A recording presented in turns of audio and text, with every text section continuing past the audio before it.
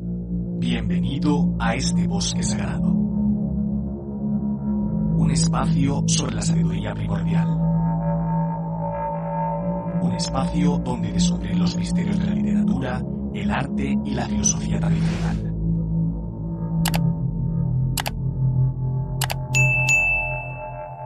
El Rey del Bosque, el podcast para los navegantes del conocimiento.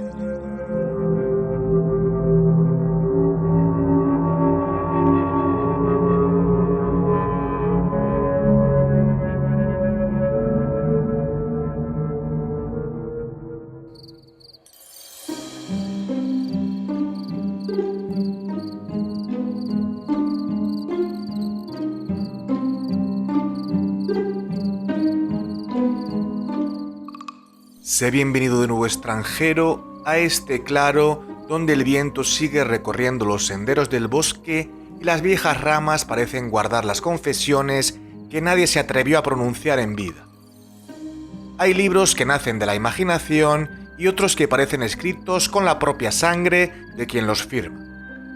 Obras que no buscan entretener ni ofrecer respuestas, sino enfrentarnos a las zonas más oscuras del ser humano. Esta noche nos adentraremos en una de ellas.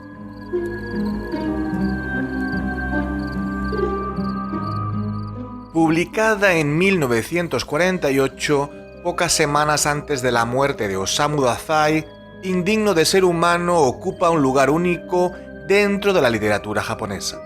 Generaciones enteras de lectores han visto en sus páginas algo más que una novela, una confesión, un ajuste de cuentas consigo mismo y un retrato descarnado de la soledad. Su protagonista, Yozo Oba, está convencido de que jamás ha conseguido comprender qué significa vivir como un ser humano. Toda su existencia se convierte en un intento desesperado por ocultar ese sentimiento bajo una máscara de humor, cortesía y aparente normalidad. Pero esta no es únicamente la historia de un hombre roto, es también la historia de una sociedad que obliga a esconder la fragilidad de una identidad construida a base de fingimientos y de un miedo tan profundo al rechazo que termina destruyendo cualquier posibilidad de afecto. Dazai convierte la experiencia más íntima en una reflexión universal sobre la culpa, la vergüenza y la dificultad de aceptar quiénes somos realmente.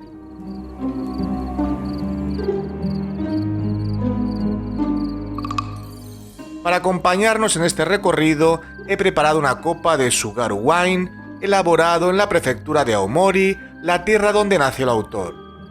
Un vino discreto y elegante que, como esta novela, revela su verdadera profundidad únicamente cuando se saborea sin prisas. Acompáñame, extranjero, porque esta noche recorreremos una de las confesiones más intensas de la literatura del siglo XX. Descubriremos la vida de un escritor que transformó su sufrimiento en arte y trataremos de comprender por qué, casi 80 años después de su publicación, Indigno de ser humano sigue hablándonos con una inquietante claridad.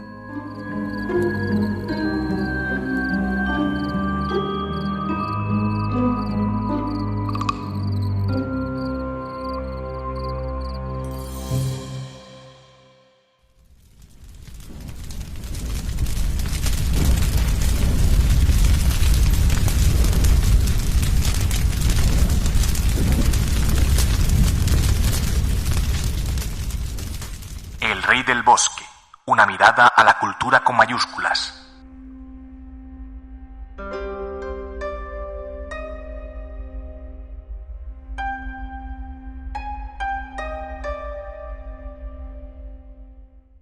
Hay escritores que inventan personajes para comprender el mundo.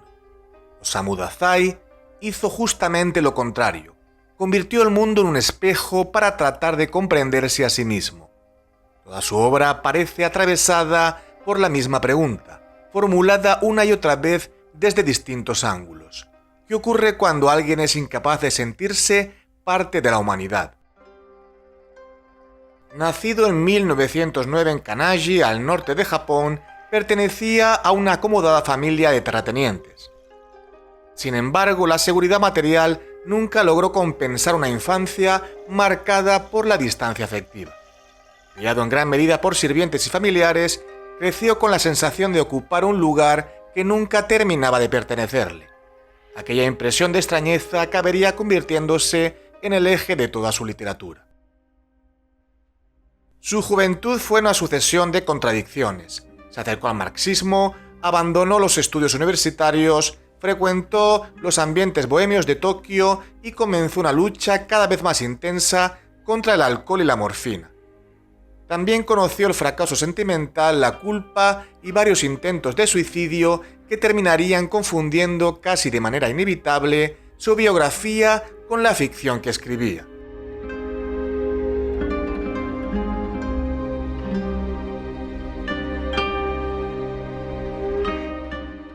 A pesar de todo, o quizá precisamente por ello, Dazai se convirtió en una de las voces más importantes de la literatura japonesa del siglo XX. Sus novelas no describen héroes ni personajes excepcionales. Hablan de seres profundamente vulnerables, incapaces de aceptar el afecto de los demás y convencidos de que existe algo irremediablemente defectuoso en ellos mismos. Tras la derrota de Japón en la Segunda Guerra Mundial, publicó El Ocaso y poco después Indigno de ser humano, la obra que terminaría convirtiéndose en su legado literario. Apenas unas semanas después de concluirla, el 13 de junio de 1948, decidió poner fin a su vida junto a su compañera Tomie Yamazaki. Tenía 38 años.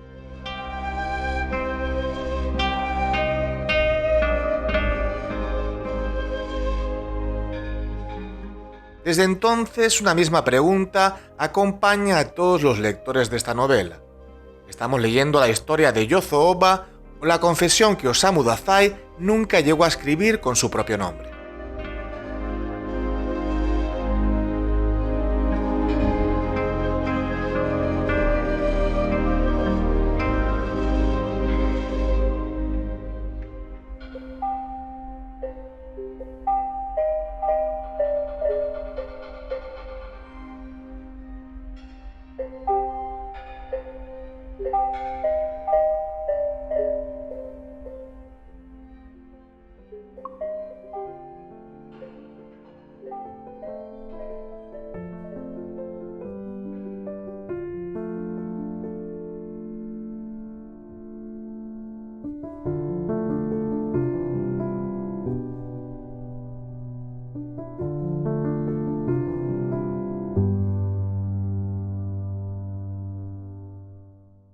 La historia de Indigno de ser humano comienza de una forma tan sencilla como perturbadora. Un narrador anónimo describe 3 fotografías de un mismo hombre tomadas en distintas etapas de su vida. En la primera aparece un niño cuya sonrisa produce una extraña inquietud. En la segunda, un joven atractivo cuyo rostro parece incapaz de expresar emoción alguna. En la tercera, un hombre envejecido, consumido por el tiempo, sentado en una habitación miserable. Nunca había visto un rostro tan extraño, concluye el narrador. Tras ese breve prólogo aparecen los cuadernos de Yozo Oba, el verdadero protagonista de la novela. Desde las primeras líneas confiesa que toda su vida ha estado dominada por un sentimiento de vergüenza y por la certeza de no haber comprendido jamás qué significa vivir como un ser humano. No habla de un fracaso concreto ni de un acontecimiento traumático. Su problema parece mucho más profundo. Siente que pertenece a una especie distinta. Como reconoce el propio Yozo al abrir sus cuadernos,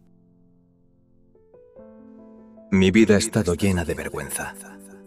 La verdad es que no tengo la más remota idea de lo que es vivir como un ser humano. Cuanto más pienso, menos entiendo. Me persigue la inquietud y el miedo de sentirme diferente a todos. Casi no puedo conversar con los que me rodean. No sé qué decir, ni cómo decirlo. Así es como se me ocurrieron las bufonadas. Era mi última posibilidad de ganarme el afecto de las personas.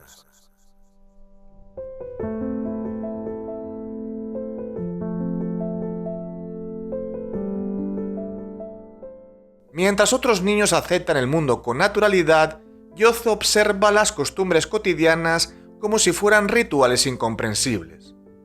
No entiende por qué las personas comen a determinadas horas, por qué siguen normas sociales que nadie explica o por qué todos parecen saber cómo comportarse sin necesidad de aprenderlo. Cada gesto cotidiano se convierte para él en un enigma. Ese desconcierto acaba transformándose en miedo. Poco a poco llega a la conclusión de que los seres humanos esconden siempre sus verdaderas intenciones y que la cordialidad puede convertirse en crueldad de un instante a otro. Incapaz de enfrentarse a esa incertidumbre, encuentra una solución tan eficaz como devastadora: hacer reír a los demás. Nace así el personaje que lo acompañará durante toda su existencia. Yozo descubre que, mientras interpreta al muchacho divertido, nadie presta atención a su angustia. El humor deja de ser una forma de diversión para convertirse en un mecanismo de supervivencia.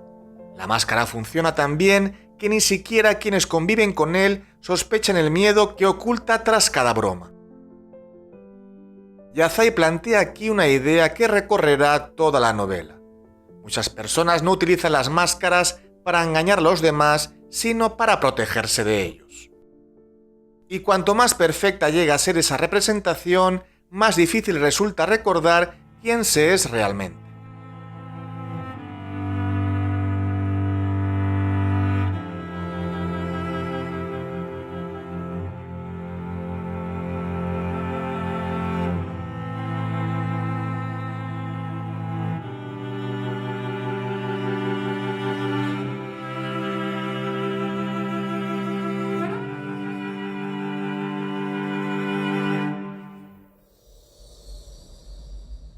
Detrás de las calculadas travesuras escolares y las ingeniosas bufonadas familiares, la infancia de Yozo esconde un episodio sombrío que marcará de forma definitiva su incapacidad para encajar en el mundo. Yazai hace que sea el propio protagonista quien relate ese episodio con una frialdad estremecedora. Por aquel entonces, los criados ya me habían enseñado algo lamentable. Me habían hecho perder la castidad. Incluso ahora pienso que hacerle eso a un niño es el más perverso y cruel de todos los delitos. Pero no se lo conté a nadie. Sonreí débilmente, pensando que esto me permitía conocer un nuevo aspecto del ser humano.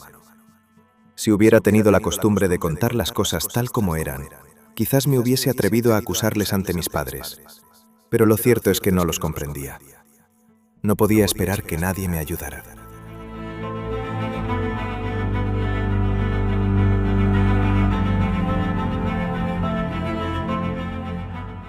Siendo aún un niño indefenso, sufre abusos de carácter sexual por parte de los sirvientes de su propia casa, quienes aprovechan la total desprotección del chico para arrebatarle la inocencia de la manera más vil, perversa y sistemática. Ese ultraje, lejos de provocar en él una rebelión o el impulso de buscar justicia, sume a Yozo en un desamparo absoluto ante la monstruosidad del mundo adulto. Convencido de que la sociedad se rige por la hipocresía y de que las quejas ante sus padres, la policía o las autoridades no servirían de nada frente a las mentiras socialmente aceptadas, Yozo opta por blindarse en un silencio hermético.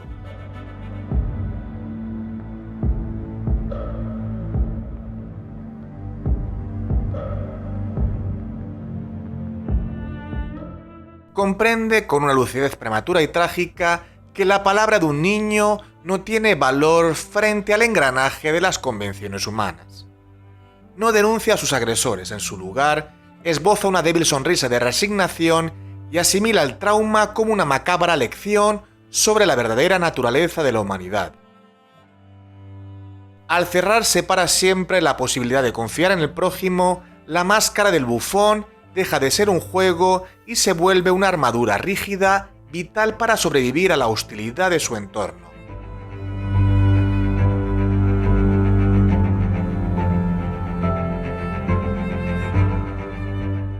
Con los años, Yozo descubrirá con amargura que ese olor a soledad y desamparo nacido de su infancia es percibido instintivamente por las mujeres.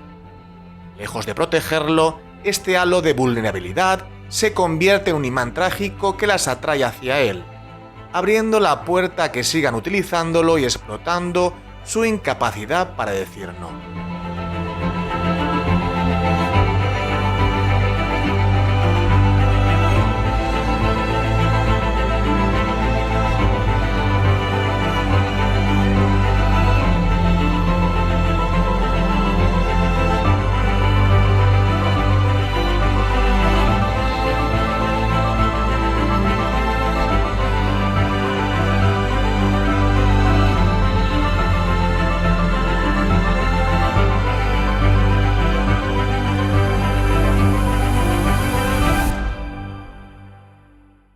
Síguenos en nuestras redes sociales. Facebook, www.facebook.com/groups/El Rey del Bosque Podcast. YouTube, youtube.com/@El Rey del Bosque Podcast y iVoox, Podcast El Rey del Bosque.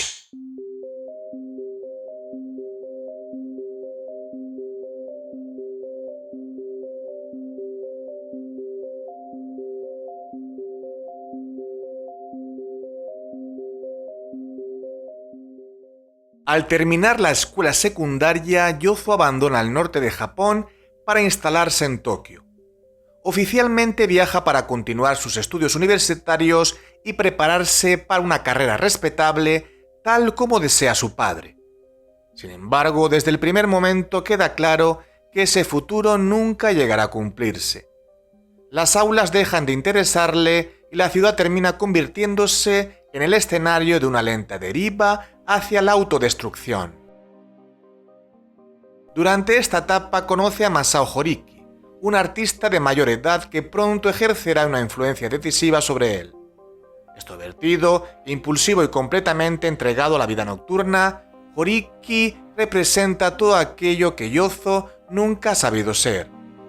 Es él quien lo introduce en los bares, el alcohol, los prostíbulos y un mundo donde las noches parecen no tener fin. Lo llamativo es que Yozo no encuentra en esos excesos una forma de rebeldía ni de placer. Descubre algo mucho más peligroso. Por primera vez el alcohol consigue silenciar el miedo que lo acompaña desde la infancia. Aquella ansiedad permanente que sentía al hablar con otras personas desaparece durante unas horas. El licor no le ofrece felicidad, pero sí un breve descanso de sí mismo. En uno de los pasajes más sinceros de la novela, Yozo admite sin rodeos: Pronto comprendí que el alcohol, el tabaco y las prostitutas eran un método excelente para librarme del miedo a los seres humanos, aunque fuese solo por un momento. Y llegué a la conclusión de que para conseguir esos momentos valdría la pena vender hasta la última de mis posesiones.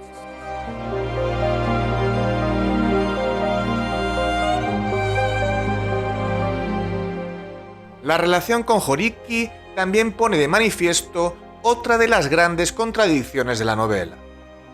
Yozo desprecia muchas de las actitudes de su amigo, pero al mismo tiempo depende de él para desenvolverse en un mundo que continúa resultándole incomprensible.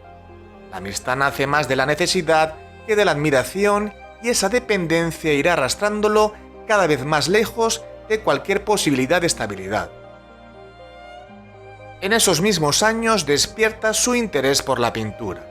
Gracias a un antiguo compañero, descubre la obra de Van Gogh y comprende que el arte puede expresar aquello que las palabras son incapaces de decir. Abandona las caricaturas humorísticas y comienza a pintar autorretratos sombríos, casi atormentados, que reserva únicamente para las pocas personas en quienes todavía confía. Es como si existieran dos Yozo completamente distintos, el que hace reír a todo el mundo y el que aparece reflejado en sus cuadros. Mientras tanto, continúa ocultando a su familia el verdadero rumbo de su vida. Todos creen que sigue siendo un estudiante aplicado, cuando en realidad sus días transcurren entre el alcohol, la pintura y una creciente apatía. Sin darse cuenta, el vacío que hasta entonces había permanecido oculto bajo la máscara del bufón empieza a convertirse en una forma de vida.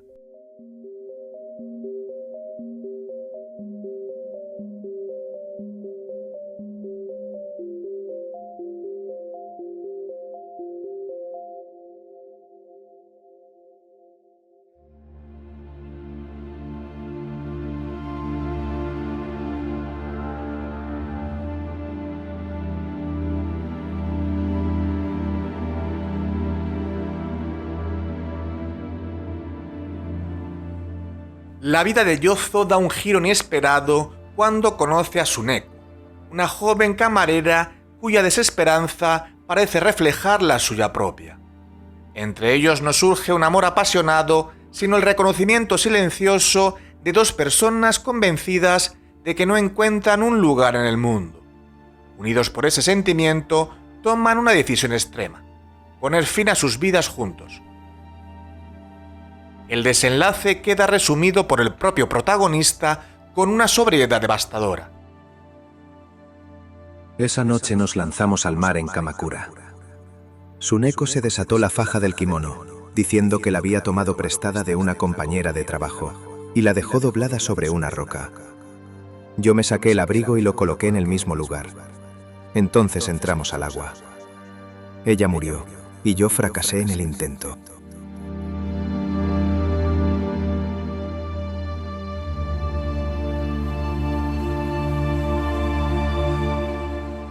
El intento de suicidio fracasa. Tsuneko muere ahogada mientras Yozo sobrevive. A partir de ese instante, la culpa adquiere un nuevo rostro. No solo se considera incapaz de vivir, tampoco ha sabido morir junto a la única persona que, por un momento, creyó comprenderlo. Esa supervivencia accidental se convierte para él en otra prueba de su propia indignidad. El escándalo termina rompiendo definitivamente la confianza de su familia. Gracias a la posición de su padre, evita consecuencias judiciales graves, pero su futuro como estudiante queda definitivamente enterrado. A partir de entonces sobrevive realizando ilustraciones humorísticas para distintas revistas, un trabajo que encierra una amarga ironía. Mientras sus dibujos hacen sonreír a miles de lectores, él continúa hundiéndose en una tristeza cada vez más profunda.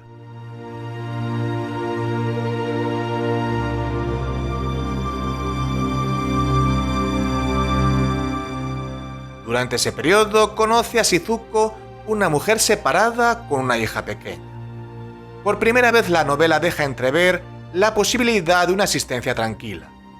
El cariño espontáneo de la niña despierta en Yozo una ternura desconocida y durante un tiempo parece imaginar que aún es posible empezar de nuevo. Sin embargo, esa esperanza resulta demasiado frágil. La idea de ser querido le produce casi más miedo que la soledad. Está convencido de que tarde o temprano Shizuko descubrirá quién es realmente y terminará rechazándolo. Como ocurre tantas veces a lo largo de la novela, es el propio Yozo quien destruye aquello que más desea conservar. La influencia de Horiki y la dependencia del alcohol terminan arrastrándolo de nuevo hacia la vida nocturna. Poco a poco se aleja de aquel hogar que podía haber representado una oportunidad de salvación. Dazai sugiere así una de las ideas más dolorosas del libro. Cuando una persona llega a convencerse de que no merece ser feliz, acaba saboteando cualquier posibilidad de serlo.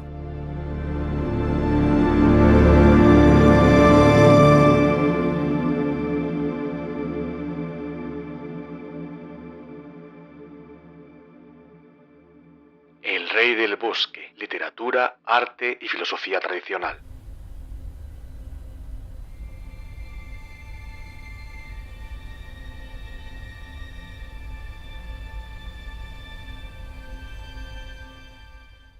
Tras separarse de Shizuko, la existencia de Yozo pierde cualquier apariencia de estabilidad.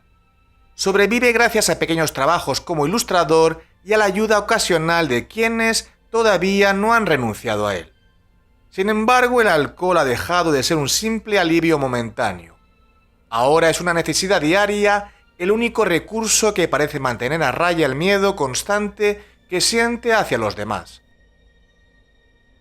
En ese momento aparece Yoshiko, una joven de carácter ingenuo y extraordinariamente bondadoso. Su manera de mirar el mundo desconcierta a Yozo. Acostumbrado a desconfiar de todo y de todos, encuentra en ella una inocencia que creía desaparecida.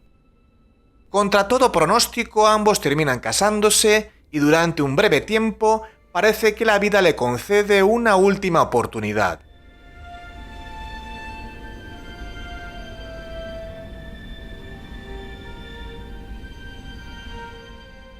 pero Dazai nunca presenta la felicidad como una conquista definitiva.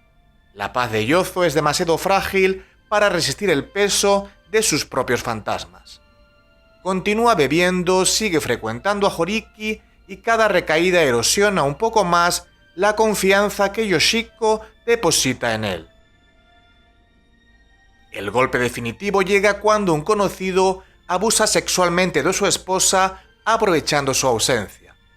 Lo verdaderamente devastador para Yozo no es solo el crimen, sino la reacción de Yoshiko, que continúa comportándose con la misma dulzura de siempre, incapaz incluso de comprender plenamente la violencia que ha sufrido. Para él, aquel episodio destruye la última ilusión que conservaba. Si una persona tan pura puede convertirse en víctima de la maldad, entonces el mundo carece por completo de sentido.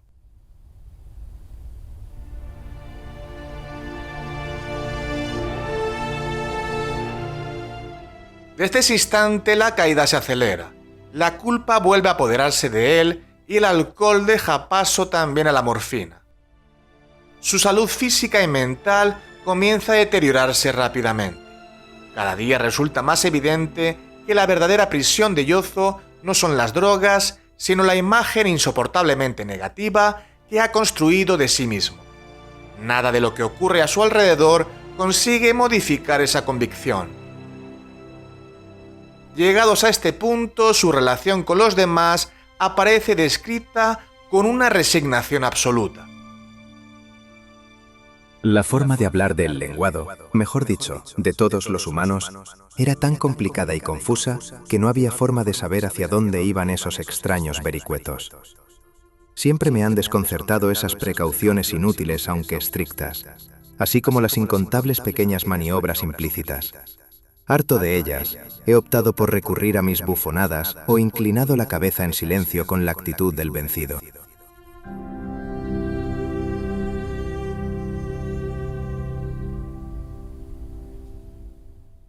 La novela alcanza aquí uno de sus momentos más dolorosos. Yozo empieza a comprender que ha pasado toda su vida escondiéndose detrás de personajes distintos. El niño divertido, el estudiante ejemplar, el artista, el marido, el amigo. Ha interpretado tantos papeles que ya no sabe si alguna vez existió un rostro auténtico detrás de todos ellos.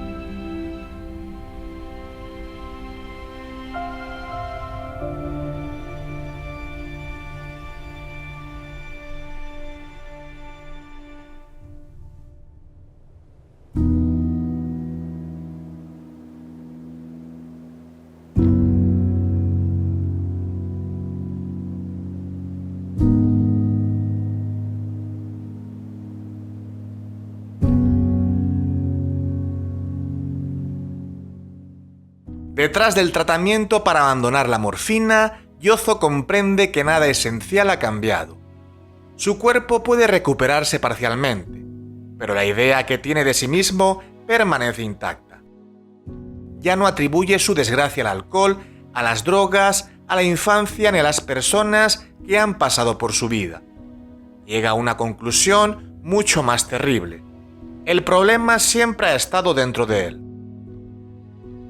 A medida que relee su propia existencia, descubre un patrón que se repite detrás de la niñez.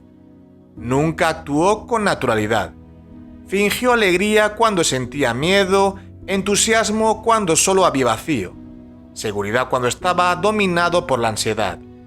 Toda su vida ha sido una sucesión de personajes creados para sobrevivir entre personas a las que nunca creyó comprender.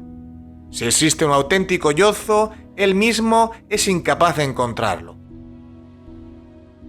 Al revisar su pasado, Yozo llega incluso a formular este juicio sobre sí mismo. Pese a que siempre he sido amable con los demás, nunca he experimentado la sensación de amistad. Excepto en el caso de compañeros de diversión como Horiki, no tengo más que recuerdos amargos de mis relaciones. Y para librarme de ellas, me dediqué a hacer el bufón con toda mi alma, lo que me consumió las fuerzas.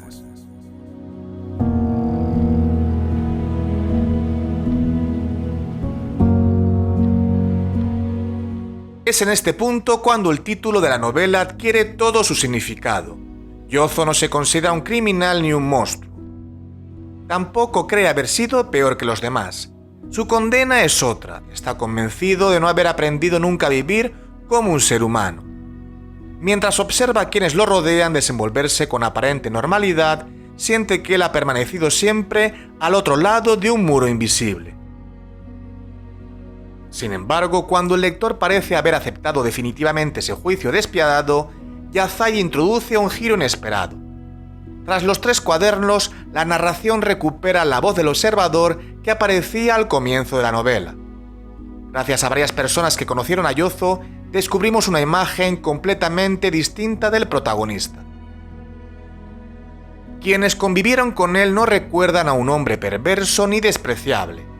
Hablan, por el contrario, de alguien extraordinariamente sensible, incapaz de hacer daño deliberadamente y profundamente frágil. Sus errores existieron, por supuesto, pero nacían del sufrimiento mucho más que de la maldad. De pronto el lector comprende que ha pasado toda la novela observando el mundo únicamente a través de la mirada de un hombre que quizá nunca fue capaz de juzgarse con justicia. Sin embargo, el testimonio final de quienes lo conocieron ofrece una imagen muy distinta del protagonista. El Yozo que nosotros conocimos era un chico muy atento y considerado. Y si no fuera por su afición a la bebida, no, aún bebiendo era un buen chico, un verdadero ángel.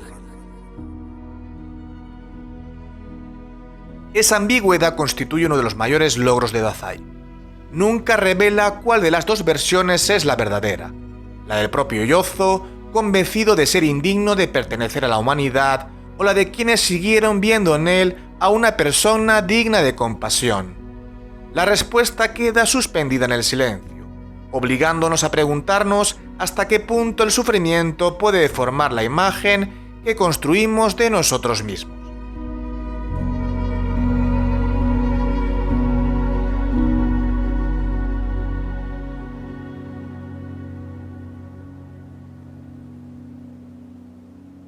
El Rey del Bosque, un programa dirigido y presentado por José Francisco Roma Santa.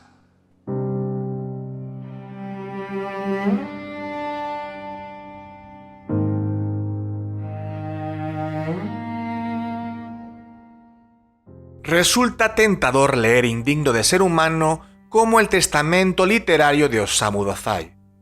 Las semejanzas entre el autor y Yozo-Oba son demasiado numerosas para ignorarlas. Ambos nacieron en familias acomodadas, abandonaron los estudios, conocieron el alcohol, los intentos de suicidio y una constante sensación de extrañeza frente al mundo. Sin embargo, limitar la novela a una autobiografía sería reducir enormemente su alcance. La verdadera fuerza de la obra reside en haber transformado una experiencia individual en una reflexión universal. Dazai no escribe únicamente sobre la depresión, la culpa o la adicción. Escribe sobre el miedo a no ser aceptado, sobre la dificultad de mostrarse tal como uno es y sobre la necesidad tan humana de esconder el dolor detrás de una imagen que resulte soportable para los demás.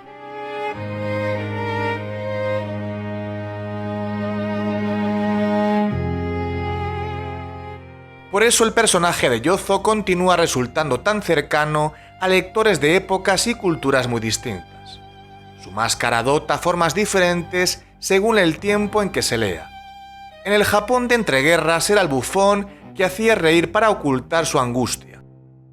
Hoy podría ser alguien que aparenta una vida perfecta mientras se siente completamente solo.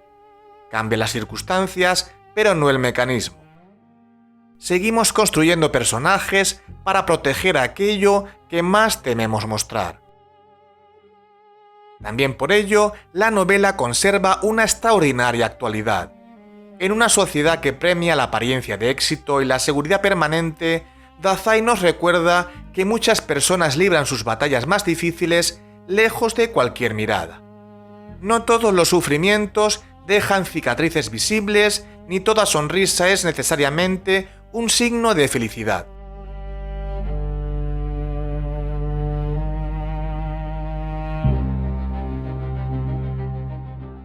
Quizá esa sea la razón por la que Indigno de Ser Humano sigue ocupando un lugar privilegiado dentro de la literatura universal. No ofrece soluciones ni finales consoladores. Tampoco pretende convertir a Yozo en un héroe trágico. Se limita a plantear una pregunta incómoda que permanece abierta mucho después de cerrar el libro. ¿Cuánto conocemos realmente de quienes nos rodean y cuánto desconocemos de nosotros mismos? Dazai nunca respondió a esa cuestión. Prefirió dejarla suspendida entre sus páginas, confiando en que cada lector encontrara una respuesta diferente. Tal vez ahí resida el secreto de esta novela, en que no termina cuando concluye la última página, sino cuando dejamos de escuchar la voz de Yozo resonando incómodamente dentro de nosotros.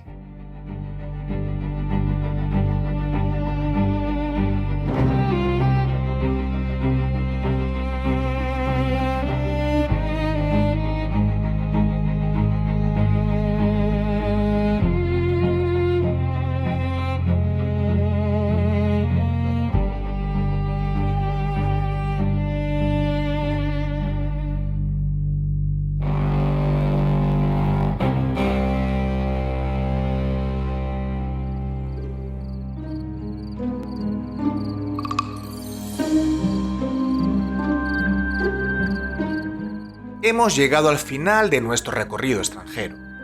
Esta noche hemos acompañado a Osamu Dazai por los senderos más sombríos de la condición humana, siguiendo la voz de un hombre que jamás consiguió sentirse parte del mundo que lo rodeaba.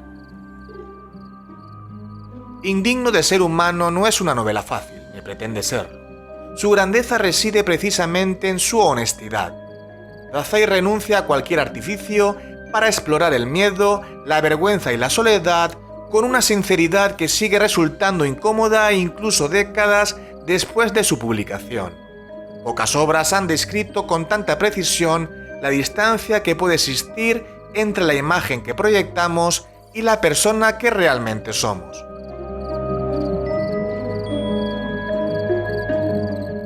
Quizá esa sea también su enseñanza más valiosa.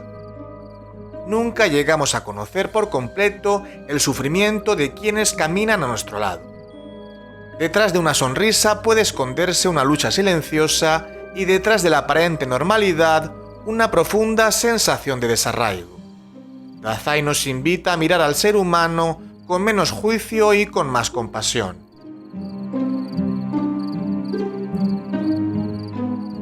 La copa de Sugaru Wine se ha vaciado. Como esta novela, deja un sabor delicado pero persistente, uno de esos que permanecen mucho tiempo después del último sorbo. Mientras el bosque recupera lentamente su silencio y las sombras vuelven a confundirse entre los robles, la voz de Yozo Oba continúa preguntándose qué significa en realidad ser humano. Quizá ninguno de nosotros posea una respuesta definitiva. Así que hasta que los dioses vuelvan a juntarnos, extranjero.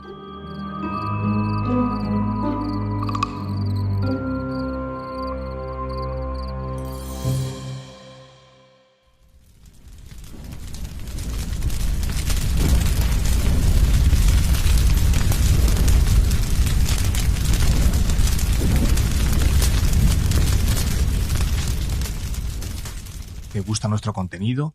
Entonces dale a like, comenta y comparte con aquellos a quienes pueda también interesarles para que podamos seguir creando nuevos programas para ti.